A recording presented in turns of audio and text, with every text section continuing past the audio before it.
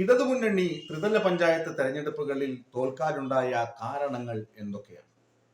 സംസ്ഥാന police intelligence രഹസ്യാന്വേഷണ വിഭാഗം ഒരു റിപ്പോർട്ട് തയ്യാറാക്കി DGPക്ക് കൊടുത്തിട്ടുണ്ട്. ചില പത്രങ്ങൾ അതിലെ ചില പോയിന്റുകൾ എടുത്ത് വാർത്ത ആക്കിയിട്ടുമുണ്ട്. എന്തൊക്കെയാണ് ആ സംഭവങ്ങൾ? ഒന്ന്, സംസ്ഥാന ഇന്റലിജൻസ് പറയുന്നതാണ് രാഷ്ട്രീയ പാർട്ടിയുടെ വിശകലന യോഗങ്ങൾ തിരുവനന്തപുരത്ത് നടന്നിരുന്നു കഴിഞ്ഞ ദിവസം. CPM-ന്റെ തന്നെ ജില്ലാ കമ്മിറ്റി ചേർന്ന് സഖാവ് MV ഗോവിന്ദൻ മാസ്റ്ററും അതുപോലെ തന്നെ ദിനേശൻ പുത്തലത്തും ഒക്കെ പങ്കെടുത്ത യോഗത്തിൽ വെച്ച് തന്നെ സ്വയം വിമർശനം, ആത്മപരിശോധനയൊക്കെ പാർട്ടി നടത്തിയിരുന്നു. അത് അവിടെ നിൽക്കട്ടെ. ഇന്റലിജൻസ് കണ്ടെത്തിയ ചില പ്രധാന പ്രശ്നങ്ങൾ. ഒന്ന്, 2 സ്ത്രീകൾ പാർട്ടിയെ അടപടലം നാറ്റിച്ചു. 2 വനിതകൾ. ഒന്ന്, കണ്ണൂരിലെ PP ദിവ്യ. ADM നവീൻ ബാബുവിന്റെ മരണവുമായി ബന്ധപ്പെട്ട വാർത്തകളിൽ PP ദിവ്യ വിവാദ നായികയാവുകയും കമ്മ്യൂണിസ്റ്റ് പ്രസ്ഥാനത്തോടും ഇടതുമുന്നണിയോടും ജനങ്ങൾക്കുണ്ടായിരുന്ന വിശ്വാസ്യത ചോദ്യം ചെയ്യുന്ന ഒരു സാഹചര്യത്തിലേക്ക് കാര്യങ്ങൾ മാറ്റുകയും ചെയ്തു. അത് മലബാർ മേഖലയിൽ മാത്രമല്ല, കേരളമെമ്പാടും ഇടതുമുന്നണിയോട് സ്ത്രീകൾക്ക് ഒരു എതിർപ്പ്, പ്രത്യേകിച്ച് സത്യസന്ധനായ ഒരു ഉദ്യോഗസ്ഥന്റെ മരണത്തിന് CPM നേതാവ് കാരണക്കാരിയായല്ലോ എന്നൊരു ചിന്ത ആളുകൾക്കുണ്ടായി എന്നാണ് ഒന്നാമത്തെ വിലയിരുത്തൽ. അത് ഒരു സ്ത്രീ.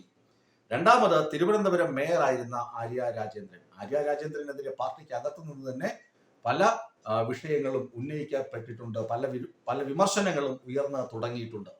ജനങ്ങളെ ചേർത്ത് നിർത്തുന്നതിനോ ജനകീയമായ കാര്യങ്ങളിൽ ഇടപെടുന്നതിനോ ആര്യ രാജേന്ദ്രൻ അമ്പയെ പരാജയപ്പെട്ടു പോയി എന്നാണ് പാർട്ടി തന്നെ വിലയിരുത്തുന്നത്. ആ വിലയിരുത്തൽ തന്നെയാണ് സംസ്ഥാന ഇന്റലിജൻസും പറയുന്നത്. ആര്യ രാജേന്ദ്രൻ കുഴപ്പക്കാരിയായിരുന്നു. കുറെ അഴിമതികൾ ആര്യ രാജേന്ദ്രന്റെ പേരിലുണ്ട്. KSRTC ഡ്രൈവറെ ചെന്ന് കയ്യേറ്റം ചെയ്യാൻ ശ്രമിച്ചത് പോലും ആര്യ രാജേന്ദ്രന്റെ പിടിപ്പുകേടും വിവരക്കേടുമായിരുന്നു എന്ന് സംസ്ഥാന പോലീസ് വിലയിരുത്തുന്നു. അതുപോലെ തന്നെ പാർട്ടിയും വിലയിരുത്തുന്നു. എന്നാൽ പാർട്ടിയിലെ ചില പ്രമുഖ നേതാക്കൾ ആര്യ രാജേന്ദ്രനെ ബേബി എന്ന് കണ്ട് ഒരുപാട് പ്രോത്സാഹിപ്പിച്ചത് അപകടമായി പോയി. അത് തിരുവനന്തപുരത്തെ പാർട്ടിയുടെ പരാജയത്തിന്, തിരുവനന്തപുരം കോർപ്പറേഷനിൽ പാർട്ടി വീണുപോകുന്നതിന് കാരണമായി എന്ന് പാർട്ടിയും വിലയിരുത്തുന്നുണ്ട്. ഇനി മറ്റൊരു കാര്യം, രാഹുൽ മാങ്കൂട്ടത്തിലും ബലാത്സംഗം ചെയ്തു, വേടനും ബലാത്സംഗം ചെയ്തു. രാഹുൽ മാങ്കൂട്ടത്തിനെതിരെ CPM പരസ്യമായ പ്രതിഷേധങ്ങളും പ്രതിരോധങ്ങളും തീർത്തു. രാഹുൽ മാങ്കൂട്ടത്തിന്റെ കാറിൽ പോയി കോഴിയുടെ ചിത്രം വരെ വരച്ചു വെച്ചു. പക്ഷെ വേടന് എന്ത് ചെയ്തു? വേടന് സംസ്ഥാന പുരസ്കാരം നൽകി ആദരിച്ചു. ഇവർ രണ്ടുപേരും ചെയ്ത കുറ്റം ഒരുപോലെ ആയിരിക്കുമ്പോൾ രണ്ടുപേരെയും ഒരേപോലെ കാണേണ്ടതിന് പകരം ഒരാളോട് മമതയും ഒരാളെ ചേർത്ത് നിർത്തുകയും മറ്റൊരാളെ ശത്രുവായി കാണുകയും ചെയ്തു. ഇത് ശരിയല്ല. രണ്ടുപേരും ചെയ്ത ഒന്നാണെങ്കിൽ രണ്ടുപേരെയും അകറ്റി നിർത്താൻ പാർട്ടി തയ്യാറാകണമായിരുന്നു എന്ന വികാരം പൊതുജനങ്ങൾക്കിടയിൽ ഉണ്ടായി. അത് വോട്ടായി മാറി. അത് കോൺഗ്രസിനും BJPക്കും ഗുണമായി മാറി എന്നാണ് സംസ്ഥാന ഇന്റലിജൻസ് പറയുന്നത്. അതേ കാര്യം തന്നെ പാർട്ടിയും വിലയിരുത്തുന്നുണ്ട്. ഇനിയുമുണ്ട് കാര്യങ്ങൾ. ശബരിമലയിലെ സ്വർണ്ണക്കൊള്ള നടന്നു, അന്വേഷണം വന്നു, ഹൈക്കോടതി മേൽനോട്ടത്തിൽ അന്വേഷണം വന്നു, ആളുകളെ അറസ്റ്റ് ചെയ്തു. അപ്പോൾ 2 CPM എൻ വാസുവും അതുപോലെ പത്മകുമാറും അറസ്റ്റിലാകും. ഇവരെ പാർട്ടി അച്ചടക്ക നടപടിക്കോ വിധേയരാക്കാതെ അവരെ ഒഴിവാക്കി നിർത്തി. ഇത് അഴിമതിക്കാരെ പാർട്ടി സംരക്ഷിക്കുന്നു എന്ന ഒരു സൂചന, ഒരു പ്രതീതി ജനങ്ങൾക്കിടയിൽ ഉണ്ടാക്കി. അത് വലിയ വിവാദത്തിനും വലിയ വോട്ട് ചോർച്ചയ്ക്കും കാരണമായി എന്ന് സംസ്ഥാന ഇന്റലിജൻസ് പറയുന്നുണ്ട്. പത്മകുമാർ സ്വർണം കട്ടോ ഇല്ലയോ എന്ന് വ്യക്തമല്ല. പത്മകുമാറിനെ പ്രതിപട്ടികയിൽ ചേർത്തതേയുള്ളൂ. കുറ്റങ്ങൾ ഒന്നും ചുമത്തിയിട്ടില്ല. കുറ്റാരോപിതൻ മാത്രമാണ് എന്ന് കഴിഞ്ഞ ദിവസം MV ഗോവിന്ദൻ മാസ്റ്റർ തിരുവനന്തപുരത്ത് CPM യോഗത്തിൽ തന്നെ പറയുകയും ചെയ്തു.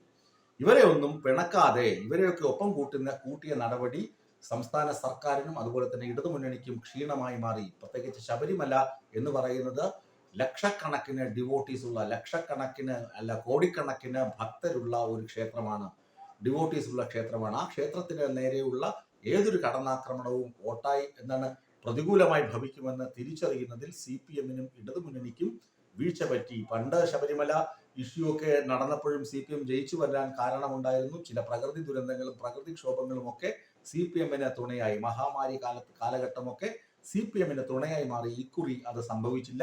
കൃത്യമായി ശബരിമല വോട്ടായി മാറുക തന്നെ ചെയ്തു BJPക്കും UDF-നും. അതുകൊണ്ടാണല്ലോ പല ആളുകളും ശബരിമല അയ്യപ്പന്റെ നാമത്തിൽ സത്യപ്രതിജ്ഞ വരെ ചെയ്തത് എന്നതും നമ്മൾ ഓർക്കണം. ഇനിയുമുണ്ട് കാര്യങ്ങൾ. PM ശ്രീ പദ്ധതി വിദ്യാഭ്യാസ മേഖലയിലെ സമഗ്രമായ പൊളിച്ചെഴുത്താണ് കേന്ദ്ര സർക്കാർ നടത്തിയത്. അതിനെ പ്രത്യക്ഷത്തിൽ എതിർക്കുകയും അണ്ടർഗ്രൗണ്ടിലൂടെ സമവായത്തിനെ ശ്രമിക്കുകയും ചെയ്തു എന്നൊരു പ്രതീതി ഉണ്ടായത് വലിയ തിരിച്ചടിയായി. വിദ്യാഭ്യാസ മേഖലയിൽ അങ്ങനെ ഒരു കടുംവെട്ട് കേന്ദ്രം നടത്തുമ്പോൾ അതിനെ പ്രതിരോധിക്കുവാനുള്ള ഉത്തരവാദിത്തം ഇടതുമുന്നണി സർക്കാരിന് ഉണ്ട് എന്ന് ജനങ്ങൾ വിശ്വസിച്ചു.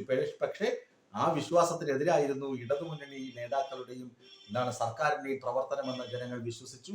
ആ വിശ്വാസം ഇടതുമുന്നണിക്ക് പാരയായി. ഇടതുമുന്നണിക്ക് വോട്ട് ലഭിക്കാതെ വരുന്നതിന് പ്രധാനമായ മറ്റൊരു കാരണം അതാണ്. ഇങ്ങനെ പി ദിവ്യ, ആര്യ രാജേന്ദ്രൻ, രാഹുൽ മാങ്കൂട്ടത്തിൽ, വേടൻ, അതുപോലെ പത്മകുമാർ എൻ വാസു, പിന്നെ ശബരിമല അയ്യപ്പനും ശബരിമലയിലെ സ്വർണവുമൊക്കെ വിവാദങ്ങൾ ഉയർത്തുകയും ആ വിവാദങ്ങളെ കൃത്യമായി ഇടപെടലുകളിലൂടെ പ്രതിരോധിക്കാനും ജനങ്ങളിൽ കൃത്യമായി സന്ദേശം നൽകാനും ഇടതുമുന്നണിക്കും പ്രത്യേകിച്ച് CPM-നും കഴിയാതെ പോയത് വലിയ വീഴ്ചയായി മാറി എന്ന് സംസ്ഥാന ഇന്റലിജൻസ് DGPക്ക് റിപ്പോർട്ട് നൽകിയിട്ടുണ്ട്. അത് തന്നെയാണ് സംസ്ഥാനത്ത് തിരുവനന്തപുരത്ത് ചേർന്ന ജില്ലാ കമ്മിറ്റി യോഗത്തിൽ പറഞ്ഞത്. ജില്ലാ കമ്മിറ്റി യോഗത്തിലെ റിപ്പോർട്ടിൽ കൃത്യമായി എടുത്തെടുത്ത് പറയുന്നുണ്ട് വിഭാഗീയത, അതുപോലെ തന്നെ നേതാക്കളെ ഒറ്റുകൊടുക്കൽ, ഇവൻ ജയിച്ചാൽ ശരിയാവില്ല, ഇവനെ തോൽപ്പിക്കണമെന്ന് ചില ആളുകൾ തീരുമാനിക്കൽ. മറ്റൊന്ന്, ഏരിയ കമ്മിറ്റി സെക്രട്ടറിമാരെ 3 പേരെ ഒരുമിപ്പിച്ച് മത്സരിപ്പിച്ചു. അപ്പോൾ പ്രവർത്തിക്കാൻ ആളില്ലാതെയായി, നേതൃത്വം കൊടുക്കാൻ ആളില്ലാതെയായി. അത് വലിയ വീഴ്ചയായി. പിന്നീട് ചില ആളുകൾ അവിടെ നടത്തിയ പ്രകടനങ്ങൾ അത് ജനങ്ങളുടെ മേലെ വലിയ തോതിൽ സ്വാധീനം ചെലുത്തി. പ്രത്യേകിച്ച് വഞ്ചൂർ ബാബുവൊക്കെ തെരഞ്ഞെടുപ്പ് കാലത്ത് നടത്തിയ ഗുണ്ടാ പണിക്ക് പോലും നാണക്കേട് ഉണ്ടാകുന്ന തരത്തിലുള്ള പ്രവർത്തനങ്ങളൊക്കെ വലിയ വിഷയമായി എന്ന് പാർട്ടി തന്നെ വിലയിരുത്തുന്നുണ്ട്. അവരുടെ വാർഡിൽ അവർ ജയിച്ചു കയറിയെങ്കിലും മറ്റു വാർഡിലുള്ള ആളുകളെ അത് വലുതായി സ്വാധീനിച്ചു. അത് തിരിച്ചടിയായി എന്ന് പറയുന്നുണ്ട്. അത് മാത്രമല്ല 2 മണ്ഡലങ്ങളിൽ, നേമം, വട്ടിയൂർക്കാവ് തുടങ്ങിയ മണ്ഡലങ്ങളിൽ, നിയമസഭാ മണ്ഡലങ്ങളിൽ BJPക്ക് സ്വാധീനമുണ്ട് എന്ന് തിരിച്ചറിഞ്ഞിട്ടും, അല്ലെങ്കിൽ അവരുടെ സ്വാധീന മേഖലയാണെന്ന് തിരിച്ചറിഞ്ഞിട്ടും അവിടെ കൃത്യമായ പ്രവർത്തനം നടത്താൻ പാർട്ടി ശ്രമിച്ചില്ല എന്ന ആരോപണവുമുണ്ട്. അത് മാത്രമല്ല, CPM-നുള്ളിൽ അതായത് ചെങ്കൊടി പിടിക്കുകയും കാക്കി ട്രൗസർ ഇട്ട് നടക്കുകയും ചെയ്യുന്ന ചില വർഗീയവാദികൾ കടന്നു കയറിയിട്ടുണ്ട്. പല ആളുകളും അങ്ങനെയാണ്, കാക്കി ട്രൗസറാണ് ഇട്ടിരിക്കുന്നത്, അതായത് കാക്കി നിക്കറിട്ട് ചെങ്കൊടി പിടിച്ചിരിക്കുകയാണ് എന്ന തിരിച്ചറിവ് പാർട്ടിക്കും പാർട്ടി അണികൾക്കും ഉണ്ടായി എന്നതാണ് ഈ ത്രിതല പഞ്ചായത്തിലെ പരാജയം വ്യക്തമാക്കുന്നത് എന്ന് സ്പഷ്ടമാണ്.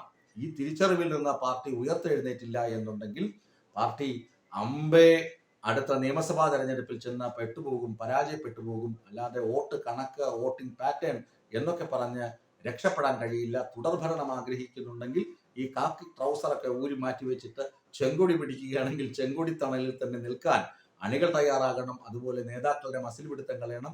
ആര്യ രാജേന്ദ്രനെയും പി ദിവ്യയും പോലുള്ള ആളുകളുടെ താൻ പൊരുമയും പാർട്ടിയെ വെട്ടി ഞങ്ങളാണെല്ലാം എന്ന തരത്തിലുള്ള മുന്നോട്ട് പോക്കുമൊക്കെ തടയിടേണ്ടി വരുമെന്ന തിരിച്ചറിവ് പാർട്ടിക്ക് ഉണ്ടായിട്ടുണ്ട് എന്നത് തന്നെയാണ് ത്രിതല പഞ്ചായത്തിലെ മധുരകരമായ ഒരു പ്രതിഷേധം, ജനങ്ങൾ രേഖപ്പെടുത്തിയ പ്രതിഷേധം പാർട്ടി ഏറ്റെടുക്കുന്നുണ്ട് എന്ന് നമുക്ക് മനസ്സിലാക്കാൻ കഴിയും.